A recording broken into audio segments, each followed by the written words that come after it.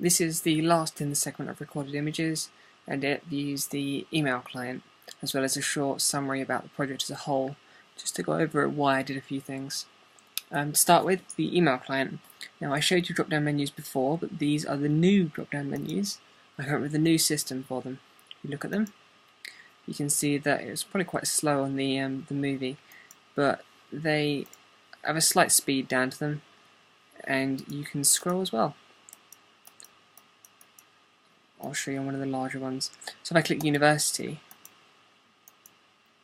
it scrolls the rest of them down and leaves a space there between them and shows you what's in the empty spaces between, which is useful because say you click on Other, you can still scroll to see the bottom of the list.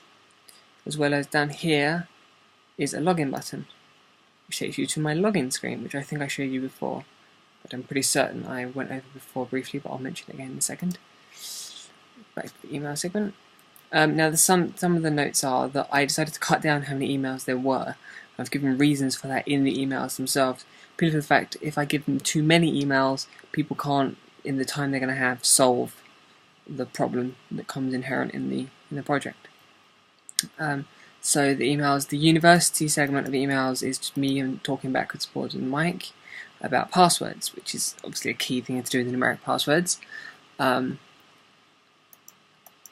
Just for some flavour, we have the conversation with Sarah, which is mostly about Warcraft, but it's just to sort of give the idea that it's about a reason about why my email client's not working, how I've lost passwords. Kind of sets the stage. And then the family section is an email about sending emails out to family members and their responses. And then there's one from my mum, which talks about how my aunt calls me my old name, and it says quite clearly there what my old name was, which was Aaron. So it's quite clearly stated there, as well as it's clearly stated, as I said before, in the image viewer. Once it loads, sometimes it takes a while to load when the movie's in the background, as you know. My laptop is not amazing, not quite as good as it should be. So if we go to, say, the transition photographs, you can see that the first few pictures are titled Aaron. Whether or not people pick up on that, I'm not sure. There's also one picture in family, in friends, which is this one, Nathan, Vicky and Aaron. And again, it just takes people to put two and two together and work out that's me. And whether or not they do that is up to whether or not they're actually reading the work. That's the only iffy part, is whether or not people will figure that out. I'm going to give a description on my sheet at the exhibition. My login system is simply these arrows here drop out. So it's basically anything I don't want people to be able to access just yet, I give them passwords for. And they can either ask for help, which gives you the question about asking for the numerical password system to do my current name and my old name. If you click cancel on this one, it goes away. If you type in the username and password, then it goes through to a congratulations screen, which I'll show you in a second.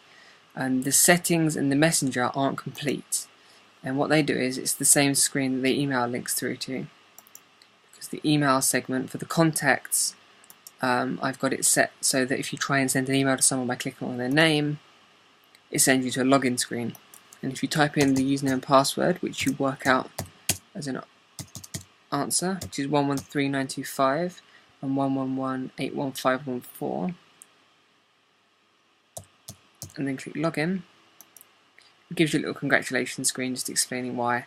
I've just got to change a little bit of that text now just to tell them where to look, which the icon's up in the top left hand corner. So that's really. That's the entire email client. The information's in the emails to look elsewhere, or people can just look elsewhere to find out how to access things. There's a little notepad down there if you want to write notes. It doesn't store it between segments. I tested that working, but it didn't work. But the XML code I've learned throughout this project is just simply, it amazes me how much I've learned while doing this project.